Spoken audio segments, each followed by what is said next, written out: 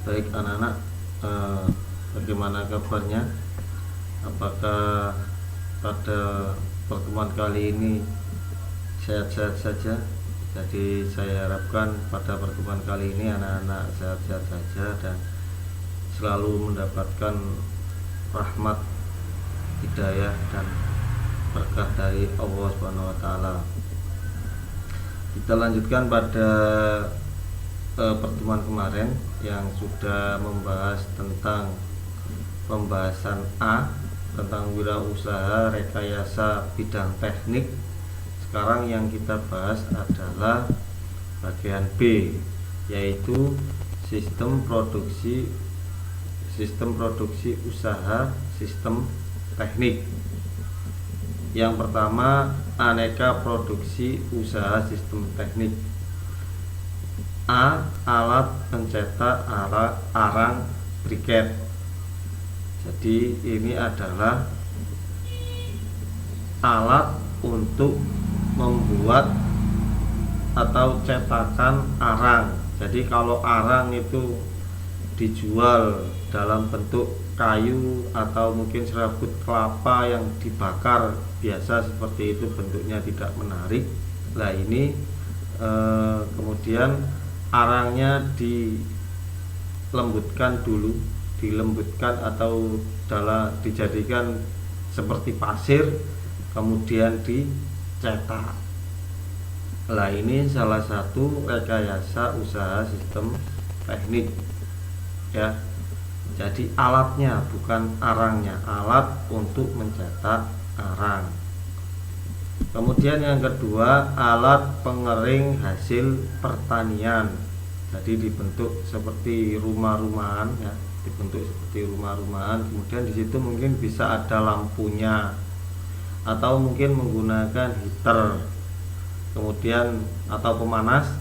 Kemudian di bawahnya biasanya ada air untuk menjaga kelembapan dari bahan yang dikeringkan supaya kering cuman masih ada kelembapannya. Jadi tidak dijemur di semisal hasil pertanian ada gabah-gabah itu kemudian dijemur di jalan raya. Nah itu sangat mengganggu ya bagi pengguna jalan. Semisal kalau berasnya atau gabahnya itu terinjak-injak, itu kan bagaimana? Atau mungkin nanti ada ayam-ayam yang berkeliaran sehingga memakan gabah-gabahnya.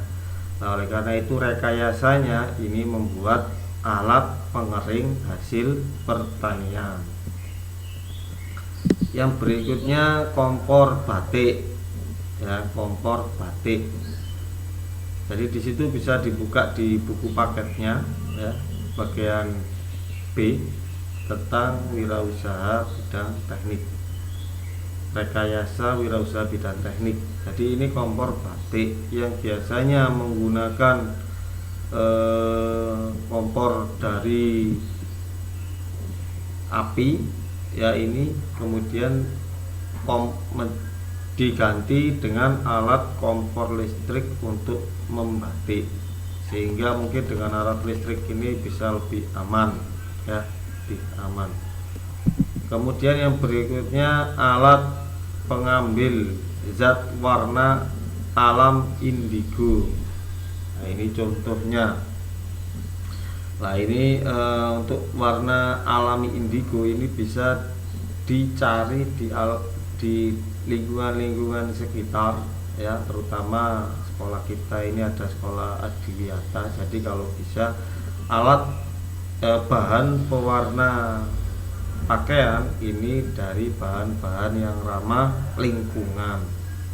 Nah kemudian ini ada alatnya untuk memisahkan warna-warna tersebut atau untuk membuat warna-warna tersebut. Kemudian yang kedua, manfaat produksi usaha sistem teknik. A. Keberadaan karya produk usaha sistem teknik memberikan manfaat bagi kesejahteraan masyarakat yang menggunakan. Jadi keberadaan alat teknik ini bisa mempermudah meningkatkan kinerja ya yang menggunakan atau memanfaatkan alat teknik tersebut. Kemudian yang B, solusi bagi meningkatkan produktivitas dan efektivitas dalam menjalankan produksi usaha rumahan atau home industri. Jadi dengan terbantunya atau adanya alat teknik ini, produktivitas diharapkan bisa meningkat. Kemudian produksi atau bahan-bahan yang dibikin dari alat industri tersebut ini bisa diproduksi dengan cepat dan semakin banyak setiap harinya atau setiap minggunya, setiap bulannya ya. C, memberikan kemudahan atau meningkatkan kualitas dan jumlah dalam berproduksi. Jadi dengan adanya alat-alat teknik ini kita produksinya semakin mudah. Kemudian meningkatkan kualitas, misal ukurannya itu bisa digunakan dengan size yang sama semuanya, berat yang sama semuanya. Kemudian rasa, misal membuat alat untuk membuat makanan, nah ini bentuk ukurannya sama, rasanya juga bisa sama, dan jumlah dalam berproduksi. Kemudian yang D, memacu kreativitas dan inovatif pembuatnya untuk terus berkarya mencapai optimal. Jadi semisal sudah menemukan sebuah alat, nah ini kemudian merasa masih kurang puas, nah ini kurangnya apa, kemudian diperbaiki terus.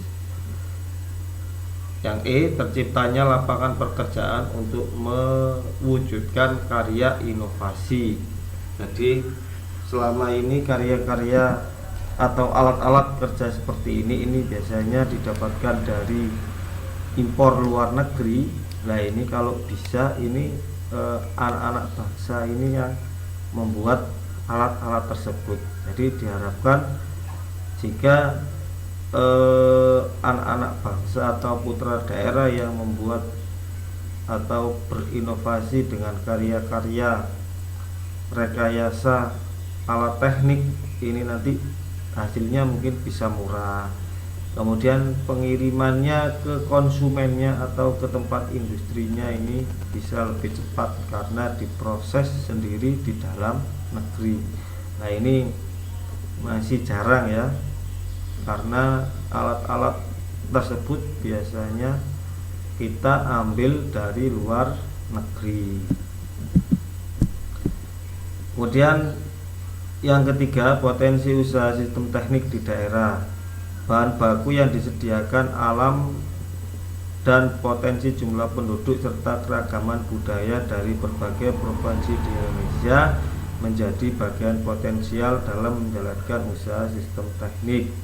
Produk yang dibuat dapat mendatangkan nilai tambah dan meningkatkan kesejahteraan kehidupan masyarakat daerah. Usaha peralatan sistem teknik dikembangkan untuk mewujudkan produk yang memiliki nilai ekonomis.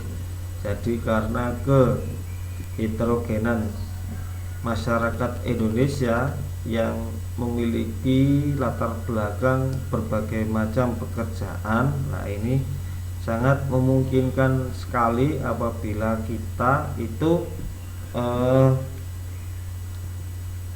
berusaha di dalam penemuan alat-alat teknik ya. Ini banyak sekali. Misal tadi contohnya ada 4 contoh, atau mungkin semisal kalau di Sedayu itu ada usaha ponggolan. Nah ini cara atau memotong bonggolan yang panjang-panjang menjadi kerupuk yang ukurannya sama atau beratnya juga sama. Nah itu juga sama ya, itu namanya usaha bidang teknik. Mungkin di tempat lain, di tempat Anda itu keragamannya apa, silahkan ya, nanti dicari potensinya. Misal di daerah Pancang mungkin, atau mungkin di daerah yang lain banyak semisal kerang. Lah ini untuk menciptakan alat pengupas kerang yang cepat lah, itu bisa juga ya. Kemudian menghitung titik impas break even point, ini kemarin sudah kita bahas pada pertemuan yang sebelumnya.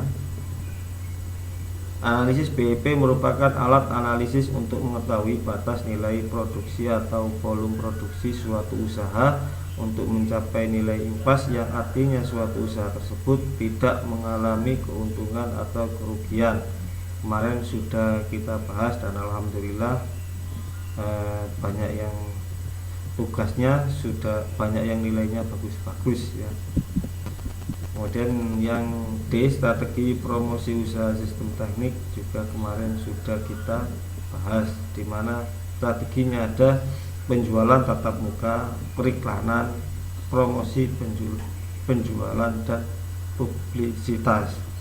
Oke anak-anak,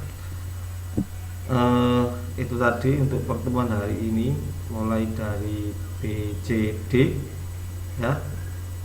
Jika nanti ada yang tidak atau yang belum paham, bisa ditanyakan di WA grup. Saya akhiri sampai di sini. Assalamualaikum warahmatullahi wabarakatuh.